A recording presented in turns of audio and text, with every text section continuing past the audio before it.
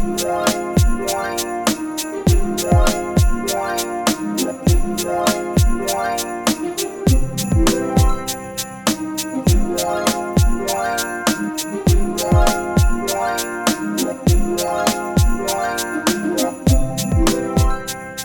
have you here. Thanks for hanging out with us and missing the first part of the Commanders game. We appreciate you guys are more spiritual, right? Yeah. All right. Hey, if you're a first time here, thank you for hanging out with us this evening. We'd love to invite you back, and especially if you're a part of the journey. On January 8th, we started a brand new series called Workology. We're going to talk about the theology of work. I know that sounds really boring, but it's actually kind of fun. And so I hope you come back and join us as we begin that series on January the 8th. And thinking about work, I'm guessing that many of you, as you head into the Christmas season, your workload probably increased pretty dramatically, didn't it? You're probably stressed out about the work that you didn't finish yet, and you got to go back and finish at some point, maybe the next week or as the new year begins. But there's other stresses in life. Maybe living in the DMV is stressful. Commuting is stressful. Relationships are stressful. Your team losing to the Jaguars last week is stressful. We all kind of have this day-to-day stress that we face, and then we add on top of that Christmas. Civic Science did some research, did a survey actually at the beginning of December, and they asked people how stressed out they were during the holiday season, and 48% said they were more stressed out during Christmas than any other time of the year.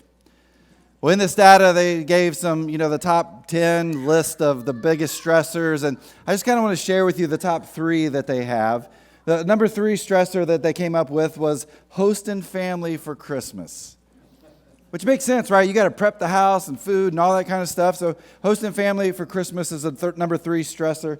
The number 2 stressor was spending time with relatives during Christmas. And some of them are sitting right beside you right now, aren't they?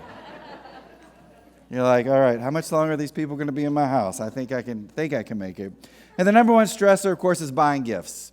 Are we buying the right gifts? Are we spending too much? Not enough? I mean, is it the perfect gift? And so getting gifts or purchasing gifts was the number 1 stressor. Now, if you're sitting there, you're like, well, I don't know. Am I stressed during the Christmas season? Am I not stressed? Some of the data they got back said that if you shopped at places like Walmart and Target, you probably have a very high stress level during the Christmas season, right? Probably because you went to Walmart. But anyway, if you have a low stress level, more than likely you shopped at places like The Gap, which I don't even know if it still exists, and Best Buy, okay? So if you don't know, maybe that'll help you a little bit. But the one bit of information that I found most intriguing was that 24% of the people that said they were stressed during the holidays said they dealt with their stress through the use of cannabis. Which for us in our neighborhood, there's one guy that's really stressed right now during the Christmas season, and I hope things turn around for him pretty quickly, but we're stressed, right? There's the day-to-day stress that we face and just normal life, and then we throw something like the holidays, we throw Christmas on top of that, and we don't know which way to turn. And then I look at something like the birth of Jesus, and if you really think about it, it is a story of stress. And today, as Kathleen was saying, we're going to finish up this series called God With Us. And I just want to spend a few moments looking into this one particular person and the story of the birth of Jesus and the stress that they had to go through. Sometimes we don't even think about. We kind of paint this pretty picture of that first Christmas, but this is, I think, very different than what you and I may kind of paint in our minds. Well, in this series, we've been talking about how we got to find God, right? God is with us in our storms and the wilderness and the valleys of life. The God's with us even when we have these questions about where God is and where God is when times are tough and why God's not answering prayers that we have in our life. And so we've been talking about through this whole series, but there's this one verse we keep coming back to every single week. It's in Matthew chapter 1, verse 23. It says this, look, the virgin will conceive a child. She will give birth to a son, and they will call him Emmanuel, which means God is with us. I want to spend the rest of our time looking at the context of where we read these words in Matthew. And so I want to take us back to verse 18 and start there. Matthew 1:18 says, "This is how Jesus the Messiah was born. His mother Mary was engaged to be married to Joseph. But before the marriage took place, while she was still a virgin, she became pregnant through the power of the Holy Spirit." Can you imagine what that conversation was like between Mary and Joseph when she tells Joseph she's pregnant? Mary's probably like, "Joseph, I love you, honey bunches. You're so handsome. You're so strong. You're a carpenter, man. Your just muscles are ripping." And Joseph's probably already smart at this point. He's like, "All right, Mary, what do you want?" And Mary's response is like, "Well, I got some big news, like really, really big news for you. I'm pregnant." Imagine what Joseph would have said in that moment. It would have probably been something like, "What? Who? Where is this guy?" And Mary's like, hold up a second. It's going to get really weird for you right here, Joseph, but this child isn't a person's child. This is from God. The Greek here, they don't translate it very well. In the Greek, it actually says Joseph fainted, but it doesn't really say that, so please don't tell people that, okay? But think about everything that they're consuming, all this information that's coming to them, and how these two have to handle this, right? Think about all the stress on Mary and Joseph. There's personal stress here. You've got these two really young people. She was probably a teenager. He may have been a teenager, may have been in his 20s. He's young too, though. They've never been married before, and here she is, she's pregnant, and think about what people are saying about them, and they're laughing about them, and they're ridiculing them, and they're shaming them. There's this personal stress that they're facing. There's family stress. Joseph's parents, they would have chosen Mary to be his wife. And now they're thinking, what have we done? Who is she? What did she do? And there's that stress that's there. And I know we read this, it says engagement, and it's not like you and I think about engagement. It's actually quite a bit different. As this process started, you were actually legally married before you were actually married, right? So the families would go into this covenant relationship with each other. We talk about a covenant relationship between a husband and wife. We're talking about a covenant relationship between families and families. And imagine the tension that's there when this news starts to spread within the family. I mean, there's incredible tension within this family, incredible stress. And here's Mary and Joseph. They were trying to handle this at the ages that they were. And then you got relational stress. The relational stress between Mary and Joseph. Mary's like, "Joseph, I didn't do anything." And Joseph's like, "But something had to happen. What's the truth?" And there's tension that's there between these two. And then spiritual stress. I'm sure both of them are like, "God, why did you do this to me?" See, we look at that first Christmas, we look at the birth of Jesus, and there's this incredible stress that here we have Mary and Joseph that are going through. I mean, they're going through the normal stress of getting ready to get married and spend their life together, but then we have Mary who's pregnant. Verse 19, Joseph, to whom she was engaged, was a righteous man and did not want to disgrace her publicly. So he decided to break the engagement quietly. You ever make a pro-con list? Buying a car, whatever college you want to go to, someone you're going to date, maybe marry, right? You sit down and here's the pros of this, and here are the cons of this. And if you do that and you do it well, you might make a decision when you come out of that. I kind of have this image that's what Joseph's been doing. He's kind of built this pro-con list, like, hey, this is what this is going to look like to stay in this relationship and to get out of this relationship. And I'm sure he's getting advice from people from the outside, but he's trying to figure out, what do I do? And in the end, he decides he wants to end this engagement. But look at verse 20. As he considered this, an angel of the Lord appeared to him in a dream. "Joseph, son of David," the angel said, "do not be afraid to take Mary as your wife, for the child within her was conceived by the Holy Spirit, and she will have a son, and you are to name him Jesus, for he will save his people from their sins." So here's Joseph, and he decides to move on, right? He decides he's done. But God jumps in. This angel comes to Joseph from God. And in this vision says, Joseph, put that feather down. Stop writing out all these lists. You need to understand that this child that Mary has is from God.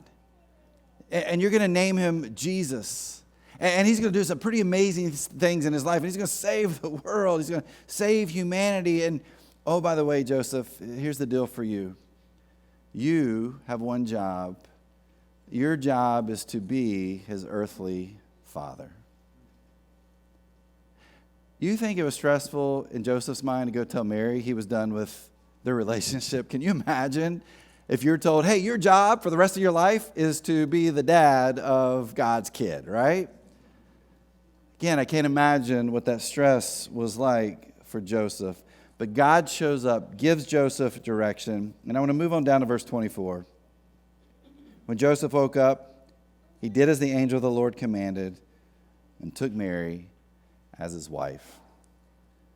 I wonder what Joseph's thinking when he gets up from this vision. And, he's probably like, I thought Mary was crazy, but now I think I'm crazy too. And he's probably thinking about the price of diapers and trying to make sure he's stockpiling those for the future of God's kid. But in the end, he remembers those prophecies. And he knows the Messiah has got to come. And I'm sure he never thought it was going to be him. And now God is saying, hey, Joseph, you're the one I've chosen to be my son's earthly dad. And he's got to carry that with him. And what does he do? He says, you know what? I'll do what you've asked me to do, God. We read the story. We think about the story of the birth of Jesus. And again, I think in our minds, we have painted this picture that's not reality. We sing songs, and I love the songs that we sing, but we sing these songs about how wonderful that first Christmas was. And then we watch movies or TV shows, and it's like, oh, just look how incredible that time was there. And then we sit back and we read Scripture. And as we read Scripture, we're like, what a joyful occasion. And yet I don't know that that's actually what it was like for them. I can't imagine the tension and the stress that Mary and Joseph were going through. And as I've been talking about here and about Joseph and how Joseph has to deal with all these different pressures that are coming his way. And he's in the middle of all of this because God has said, this is the role I have for you. For Mary and Joseph, there was that personal stress, that relational stress, the stress of family, and of course that spiritual stress. But then I look at that first Christmas and the things they went through, and I think, well, they're not really any different than you and me. We have personal stress. There are decisions we've made, words we've said, actions we've taken that we can't take back, and there's still that aftermath that's there, that we're trying to put things back together. There's the family stress that we have, and maybe for you there's that family stress that's there throughout the year, and then it's Christmas time, and then families get together, and there's no peace, and there's no forgiveness because the past keeps being brought back up over and over again. Maybe for you right now there's relational stress with your marriage, with your kids, with parents, with family, with friends, with coworkers, and you're trying to figure this all out, but you're carrying this incredible tension in your life. And then there's spiritual stress. We're asking questions about where God is in our life. Why isn't God working the way that we want God to work? And so we have this spiritual stress. I look at Mary and Joseph, and I think you and I, we may not be much different than them. And in some ways, we may feel like the world is crashing down upon us. But then we go back to Matthew in verses 22 and 23. All of this occurred to fulfill the Lord's message through his prophet. Look, the virgin will conceive a child, she will give birth to a son, and they will call him Emmanuel, which means God is with us. In the midst of everything that Joseph's going through, and I'm sure for him, the mess of his life, the stresses, the tensions, there's a miracle. And the miracle is the birth of Jesus. And through that miracle, the birth of Jesus, Joseph is reminded, hey, Joseph, God is with you. And then for you and I, maybe in our lives, there's this mess and we're dealing with the stress and tensions of life ourselves. And yet maybe we need to come back to this moment too and be reminded there's a miracle, and that miracle is the birth of Jesus. Which should be a reminder to you and to me that God is with us too. And in the mess and the stress of our life, what that means is there's hope. There's hope for us in the valleys and the wildernesses and the storms of life that we face. And that hope comes through the miracle of that birth of Jesus. A reminder that God is with us. And so as we think about this Christmas season, as we think about the next year to come, I want to leave you with a couple of questions for you to answer yourself, and then a statement that hopefully can help us as we navigate these stresses in our life. Here's the first question we've got to answer, and that is, what are the messes in your life that are causing you stress? What are those things in your life that are bringing this tension into your life? And maybe you already know, and more than likely you do. But if you don't, maybe you just sit down and you write that out or put it on your phone so it's there, it's present in front of you. And just to be reminded, like, this is the place I am personally, relationally, with my family, spiritually, whatever it may be for you. But kind of define what that area is for you that is bringing this stress into your life. But then answer this question, question number 2, how are you handling the stress in your life? And I bet if you're like most people, you're not handling it very well at all. Are you bitter? Are you mad? Are you angry? Are you lashing out at people? Are you shutting down? Are addictions taking over? Look, if any of these things are happening, then that means we're not dealing with the stress in our life in healthy ways.